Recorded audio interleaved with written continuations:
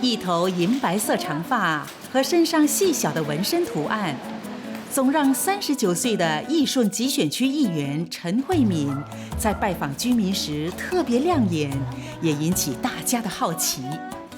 喂，你好，祝你新年快乐哈！4年前已经开始长白头发，这4年以来就慢慢开始越长越多，然后它就分布得越来越均匀吧。那现在变成一个好像居民可以以这个头发很容易认识到我，辨认到我是他们议员，那我觉得这个挺不错的。为什么会有纹身啊？你觉得纹身有时候是一种自我表达吗？从政前的陈慧敏是支援弱势妇女的慈善组织 Daughters of Tomorrow 的创办人。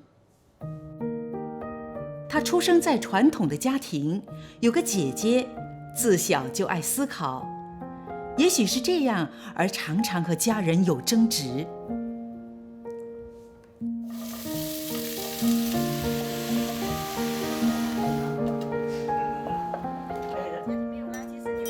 从小可能问问题问太多了，或者大人在谈话的时候会插嘴，然后记得老爸有骂过我说：“你这个女生站在旁听就好。”那我就可能就很受伤，为什么我不可以发问？慧敏时常会问一些东西，我有时候没有办法回答她的。有时候问一些东西，我都想象不到的东西。上了中学那4年，她交了男朋友了。她跟她爸爸就是为了这个问题讨论政治。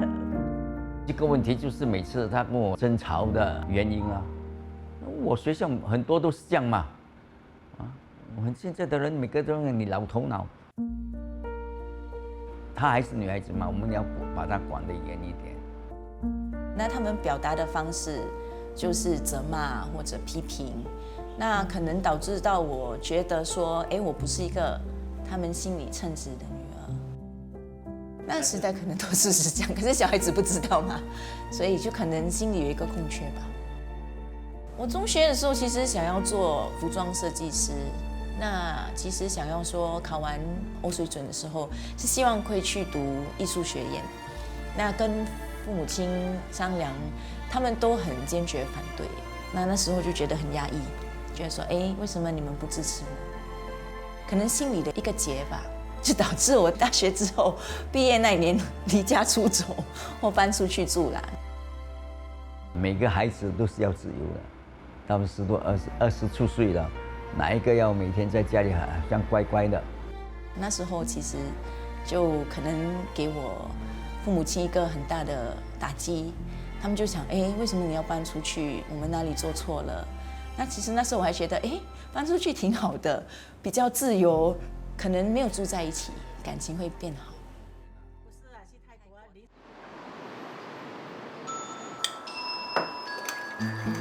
独居对于52岁的王玉仁来说，却是个不得已的选择。他曾经是一名律师，17年前家族上下世代的不和让他感到挫折，而从家里搬出来。目前陪伴身边的是2只眼睛看不见的狗儿。When I turned 35, I bought this flat and I moved in. This was wonderful for me because it gave me somewhere safe that I could live. And at that time I was hoping, I suppose, that I could work on the relationship with my family, slowly watch the dust settle. 玉仁出生在本地知名的土生华人家族里，从小跟着祖父母长大，备受呵护。We've been in Singapore, I think, for 6 generations. I grew up in a very happy environment. It was a big family house.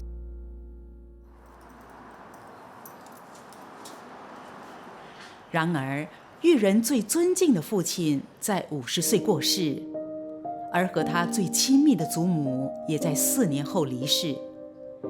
玉仁还没有走出悲伤，却因为遗产问题而和家族亲人的关系陷入谷底。In 1999, my grandmother passed away, And I think that was when my whole life turned upside down. I had not been expecting it. It was very difficult for me because I was so used to being liked by everybody in my family. And suddenly when we started fighting, there were two sides in the war. And it was very unsettling for me to see from my side how much the people on the other side were hostile to me.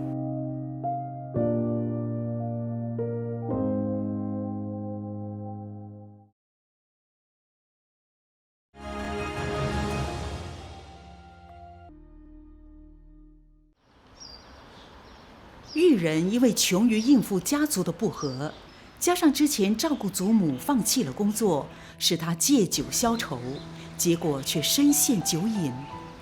I probably needed a break after the full-time experience of being in the court case with my family. I was not only unemployed, when I was doing freelancing work, I probably was struggling as well. My drinking probably became so bad because I was quite isolated. If you are drinking your way through a bottle of wine, you are trying not to think and you're trying not to feel. It's a way of avoiding.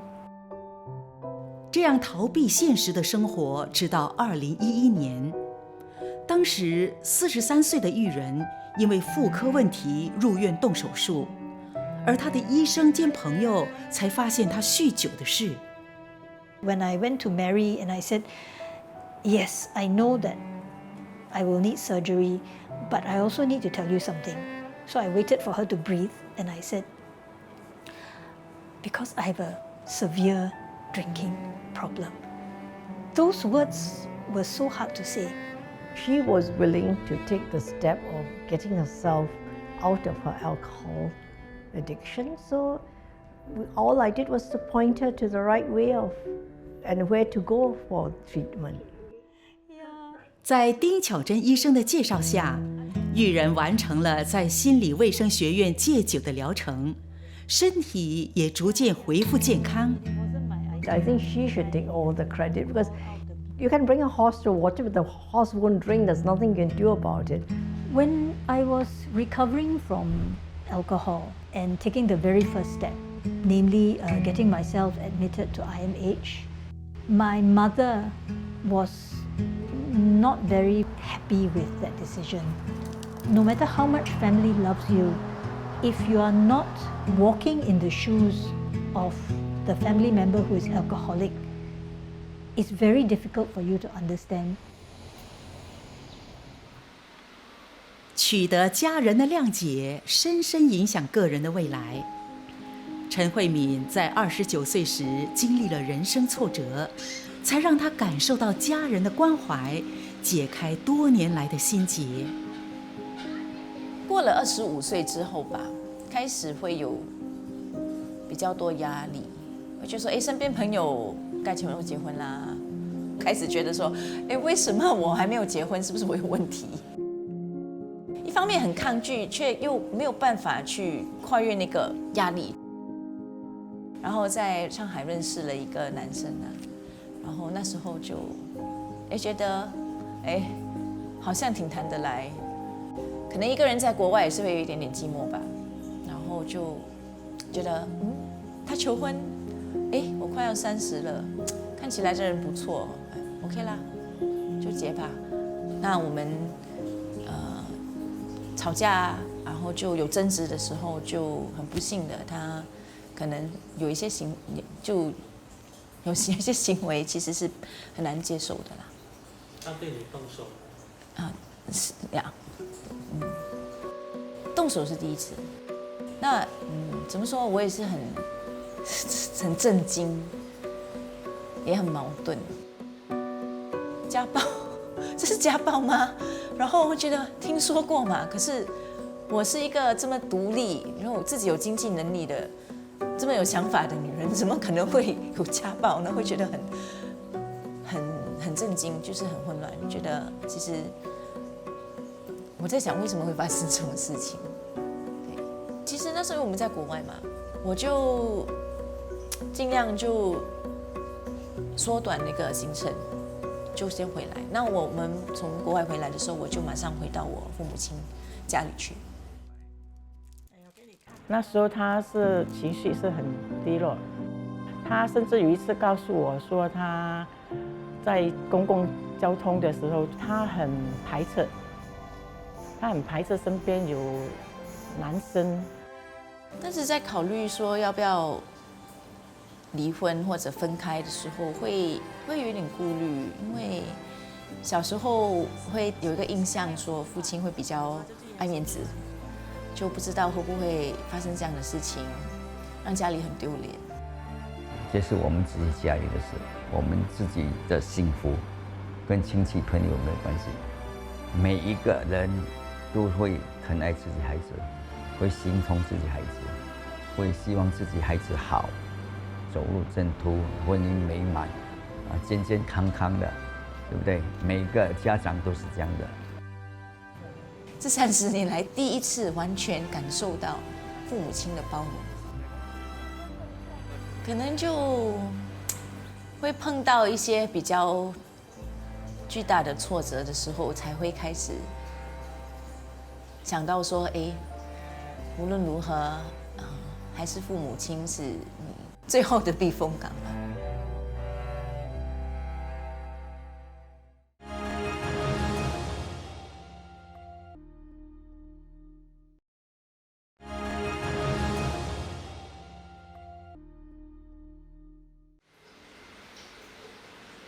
在经历了一场婚姻的暴风雨后，慧敏对人生的看法有了很大的改变。其实最大的创伤就是很意外，也很不解，怎么会发生这样子的事情。那疗伤过程其实也是好几年，就是在想，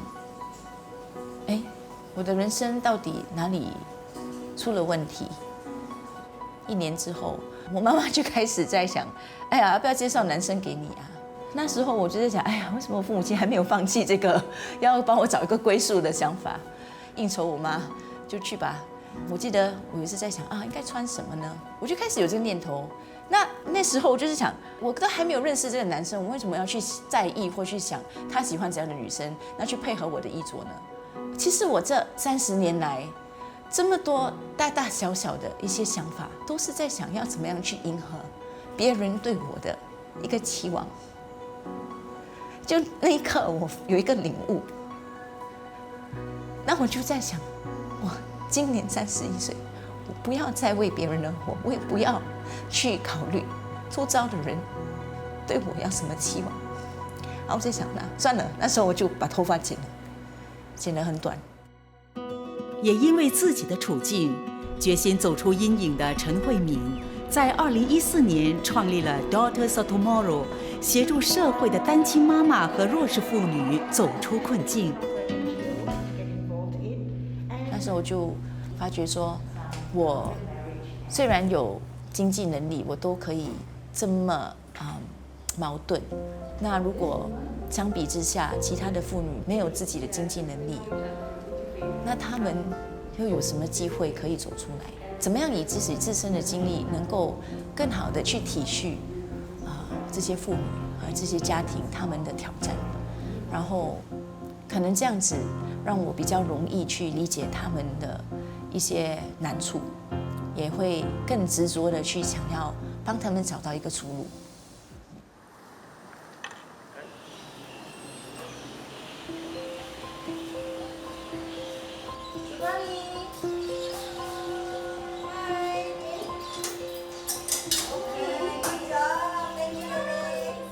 来自印度尼西亚的苏帕米曾经得到 Daughters of Tomorrow 的协助。她在新加坡籍丈夫离世后，面对了独自抚养2个女儿的困境。The time I depression, and then I don't know everybody, and then I cannot speak English, and then I not confident.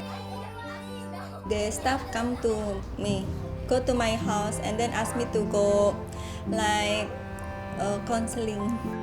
I worried about my kids because if I got no money, then I cannot feed them. I get more confident and then more friend, and then I can speak English. 现在过来看看他们，小朋友都长大了哦，小女儿也是上小学了。母亲她现在也很独立，她的自信也很高。在苏帕咪跟她的女儿身上啊，我就觉得说，之前创办 Daughters of Tomorrow 的这个理念其实已经实现了，那就很感恩呐，可以有机会在他们的生活旅途上面帮到一个小小的忙吧。从2014年创办慈善组织，到去年受邀参与大选，之后成为义顺集选区的议员，慧敏逐渐扩大了能够协助的圈子。当然，身为国会议员，你希望是可以在一个更大的国家的平台上面，希望一句话就可以改变政策，那很多人都不用苦了，对不对？那可是我觉得那是很天真的想法啦，因为要改变什么东西都需要一个过程。可是在非营利机构也好，在我的社区也好，做家访也好，我觉得人与人之间接触的那几段几分钟也好，其实我们都有能力可以让你接触的人感觉到有人理解他们。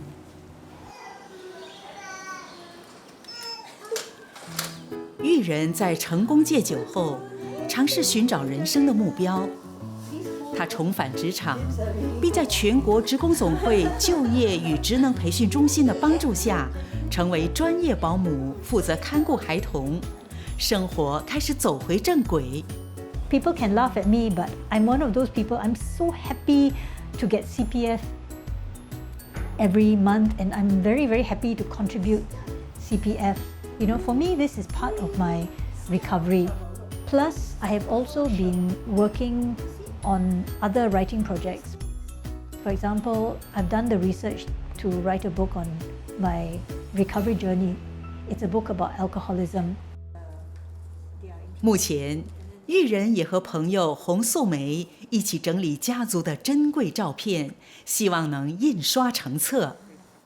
My grandfather left something like 4,000 high-quality photographs. Some of them were historical. 我暗地里替他高兴，因为当你在整理这一份家族历史的时候，这个创作的经验是对于一个人的成长过程里面，我们有一些逝去的记忆，是我们人生路里面不可欠缺的一片记忆来的。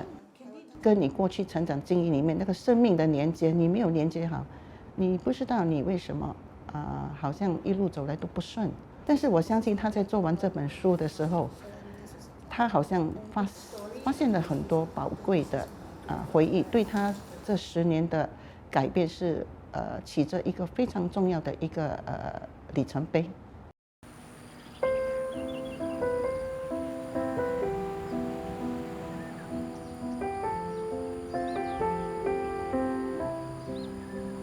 The last time I visited my father's grave, I can't even remember when.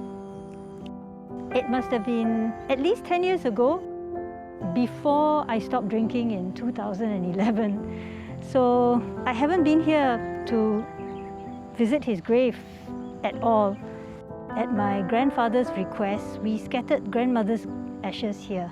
My grandfather's ashes are already scattered here too. I have brought things that were very meaningful to them. I just want to touch these things. These were things that they held, you know. I just want my grandmother to know I'm looking after her things. This is a ring that means a lot to me. My Gong Gong's ring. All of these cassettes that he made for us, even one recording of me when I was a baby. This is a recording I make on Sunday, the 23rd of June 1968. A recording of Sharon saying a few words to Mummy.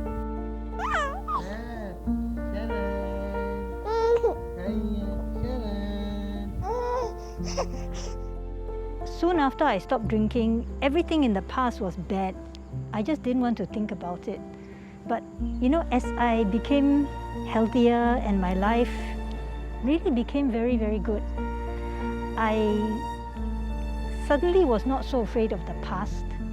What is important is that I'm happy that it's here today. I will bring it home and I will look after it for the rest of my life.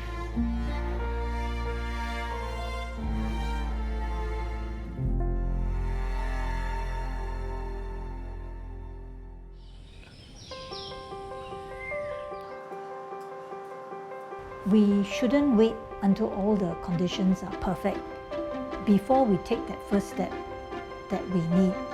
I took the step. I had nowhere else to go. I have no regrets and things turned out so well. 如果我把经历过的事情看成是一个遭遇，那我是一个受害者，那就可能很难越过这个坎。